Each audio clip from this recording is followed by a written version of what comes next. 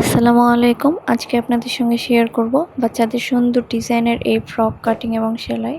কত বছর বাচ্চার জন্য তৈরি করছি এবং কতটুকু কাপড় লাগছে জানতে ভিডিও স্কিপ না করে সম্পূর্ণ দেখুন।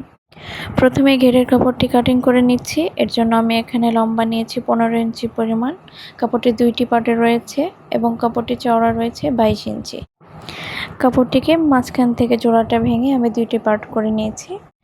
কুচির কাপড়টা আমাদের এখানে রেডি আছে। এবার আমি বডির কাপড়টি কাটিং করব। কাপড়টিকে 2 ভাঁজ 4 পার্ট করে নিয়েছি। আমি এখানে লম্বা নিয়েছি 7 ইঞ্চি এবং বডির চওড়া রয়েছে 7 ইঞ্চি পরিমাণ। গলার চওড়ার জন্য 2 ইঞ্চিতে মার্ক করছি। সামনের গলার জন্য 3 ইঞ্চিতে মার্ক করছি। কাঁধের চওড়ার জন্য 2 ইঞ্চিতে মার্ক করে নিচের দিকে লম্বা 4 ইঞ্চিতে মার্ক করছি আর্মহোলের জন্য। এবার কোণা থেকে 1 ইঞ্চি উপরে আমি একটা রাউন্ড শেপ দিয়ে নেব আর্মহোলের জন্য।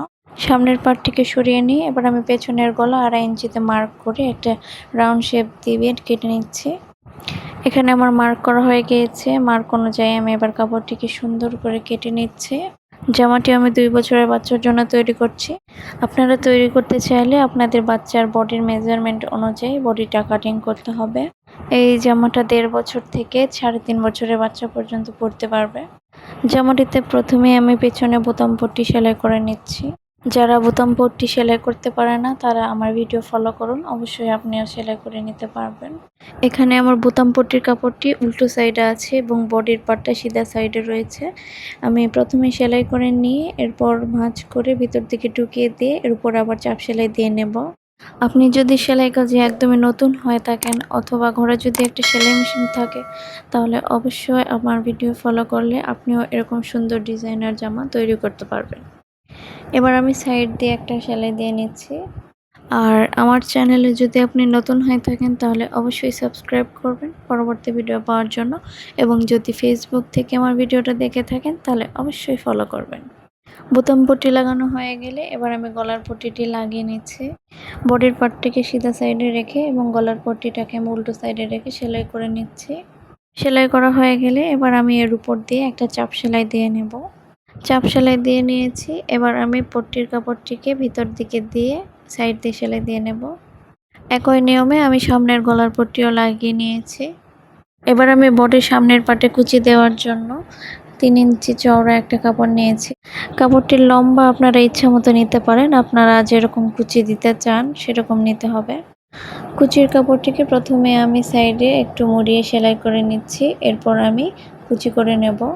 কুচি করার জন্য প্রথমে আমি একটা সেলাই দিয়ে নিচ্ছি সোজা, এরপর আমি একটা সুতা টেনে টেনে অল্প অল্প করে কুচি করে নিচ্ছি। আমি এখানে কাপড়টিকে কুচি করে নিয়েছি। এবার আমি বডির উপর কুচির কাপড়টিকে বসিয়ে সেলাই করব। এখানে আমার বডির পার্টটা সিধা সাইডে থাকবে এবং কুচির কাপড়টা উল্টো সাইড করে আমি সেলাই করে নেব।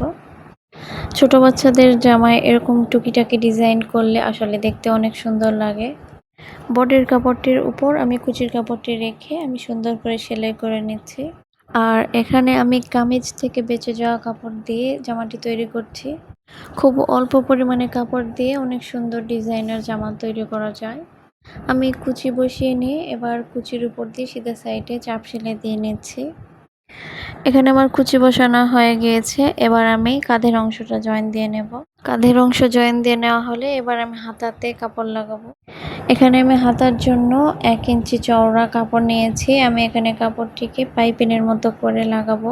বডির কাপড়টি আমি উল্টো সাইডে রেখে পাইপিনের কাপড়টি সেলাই করে নিয়েছি। এবার আমি সিধে সাইডে মুড়িয়ে কাপড়টিকে সেট করে নিচ্ছি। একই নিয়মে আমি অপর হাতাটিতেও কাপড় লাগিয়ে নিয়েছি। এবার আমি কুচির কাপড়টিকে একটু পরপর ভাঁজ দিয়ে কুচি করে নিচ্ছি। এখানে কুচিটা আমাদের বডির মাপে করে নিতে হবে। একই নিয়মে 2টা কুচি আমি করে নিয়েছি। এবার আমি বডির কাপড়টির উপর রেখে কুচিটাকে সেলাই করে নিচ্ছি। এখানে আমার বডির পার্টটি সিধা সাইডে রয়েছে এবং কুচির কাপড়টা উল্টো সাইডে রয়েছে। কুচি দেওয়া হলে সিধা সাইড থেকে আমি উপরে চাপ সেলাই দিয়ে নেব। চাপ সেলাই দেওয়া হয়ে গেলে এবার আমি বডিটাকে জয়েন দিয়ে নেব।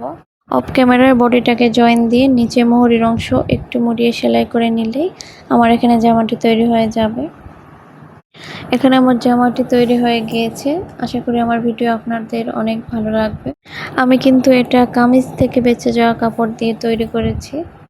আর আপনারা যদি আমার চ্যানেলে নতুন হয়ে থাকেন অবশ্যই সাবস্ক্রাইব করবেন, আর যদি ফেসবুক থেকে দেখে থাকেন তাহলে অবশ্যই ফলো করবেন। ধন্যবাদ।